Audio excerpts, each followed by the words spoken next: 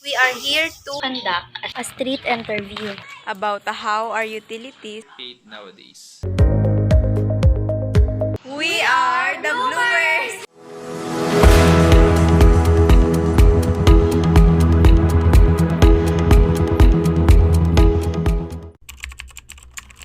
Meron. Kasi, ano kasi sabi, dati kung ano galit sa kuryente, kailangan mo na.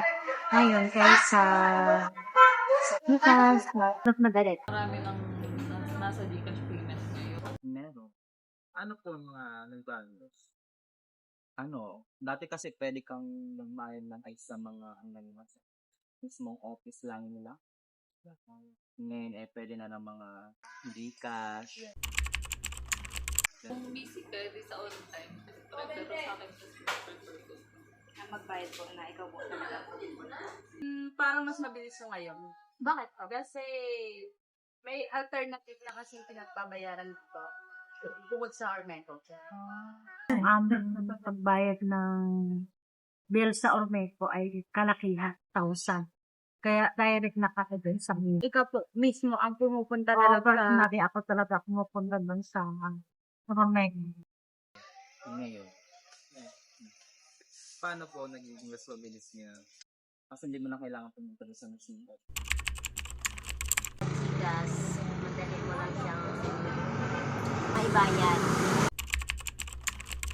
Siyempre sa Gcash, time saver talaga siya kasi hindi mo na kailangan may effort. Tapos less din sa pamasahe. Sobrang ano niya. Kumbaga, napaka-accessible ng Gcash. Pero, on the other side, maganda din naman yung direct ka nandun. Makita mo mismo yung bill mo na na-update. Kasi sa Gcash wala namang ganun. Pag nag-send ka, okay na yun. Pero, kagaya nun, may mga nagbabayad ng Gcash dito sa amin. Pero hindi ko mapasok. Kaya hindi nila alam na hindi bayad sa Ormeco yung kaya mas prefer ko pa rin.